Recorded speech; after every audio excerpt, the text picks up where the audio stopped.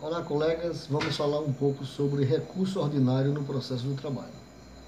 O recurso ordinário no processo do trabalho é o meio recursal utilizado no âmbito processual pelo qual as partes podem discutir novamente e de forma ampla a matéria que fora decidida em primeira instância, tanto em termos de direito quanto em termos de fatos, sendo, portanto, de natureza ordinária e de livre fundamentação pelas partes.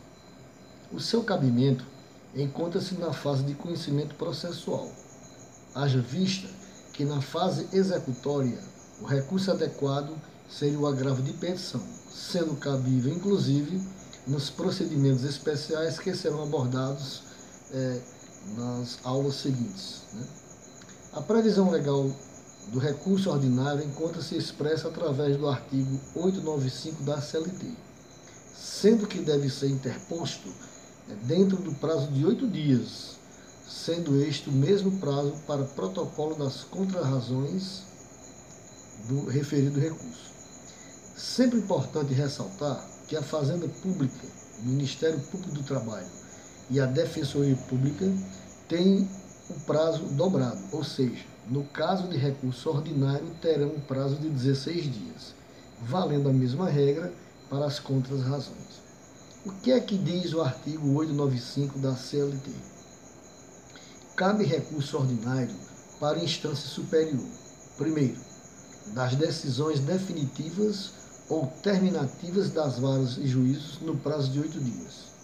Segundo, das decisões definitivas ou terminativas dos tribunais regionais em processo de sua competência originária no prazo de 8 dias, quer nos dissídios individuais, quer nos dissídios coletivos.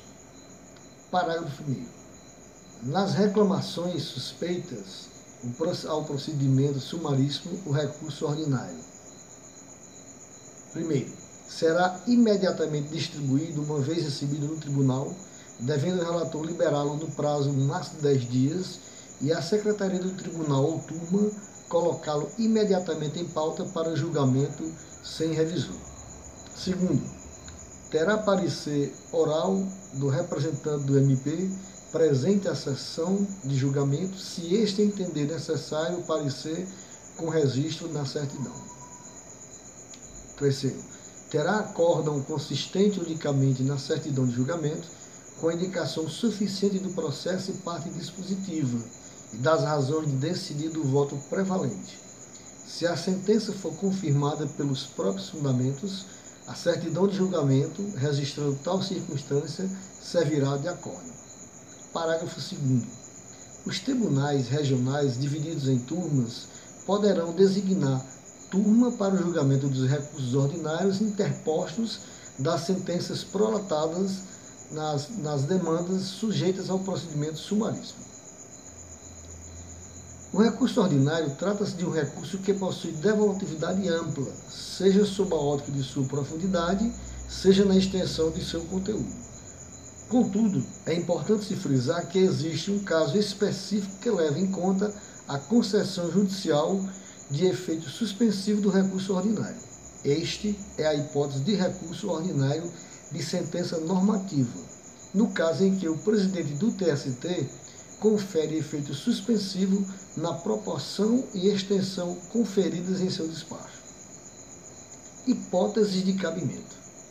Em regra, o recurso ordinário é cabível de todas as decisões definitivas ou terminativas das varas do trabalho. Contudo, nos atentemos a algumas dimensões específicas das hipóteses de cabimento de tal recurso.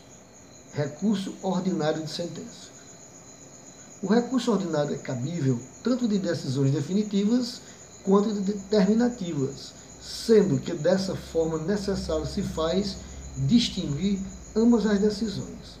As decisões definitivas são, em regra, as que resolvem o mérito do processo, pois o artigo 487 do CPC diz: haverá resolução de mérito quando o juiz, primeiro, acolher ou rejeitar o pedido formulado na ação ou na reconvenção. Segundo, decidir de ofício ou a requerimento sobre a ocorrência de decadência ou prescrição. Terceiro, homologar. A linha A. O reconhecimento da procedência do pedido formulado na ação ou na reconvenção. B. A transação. C. A renúncia à pretensão formulada na ação ou na reconvenção. Parágrafo único do artigo 487. Ressalvadas as hipóteses dos parágrafos 1º do artigo 332, a prescrição e a decadência não serão reconhecidos sem que antes seja dada às partes oportunidade de manifestar-se. Sobre outra perspectiva, as decisões terminativas configuram-se como aquelas que extinguem um processo sem resolução de mérito. Haja vista o artigo 485 do CPC. O que é que diz o artigo 485? O juiz não resolverá o mérito quando, primeiro, indeferir a petição inicial. 2. O processo ficar parado durante mais de um ano por negligência das partes. 3. Por não promover os atos e as diligências que lhe incumbir o autor abandonar a causa por mais de 30 dias. 4. Verificar a ausência de pressupostos de constituição e de desenvolvimento válido e regular do processo. 5. Reconhecer a existência de perempção, de litispendência ou de coisa julgada. 6. Verificar a ausência de legitimidade ou de interesse processual. 7. Acolher a alegação de existência de convenção de arbitragem ou quando o juiz arbitral reconhecer sua competência. 8. Homologar a desistência da ação. 9. Em caso de morte da parte, a ação for considerada intransmissível por disposição legal e nos demais casos previstos nesse Código. Recursos ordinários de acordo do TRT.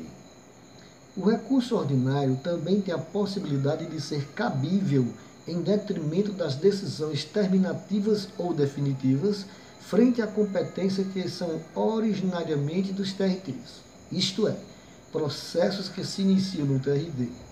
Isso ocorre, por exemplo, nos dissídios coletivos, mandados de segurança e ações rescisórias.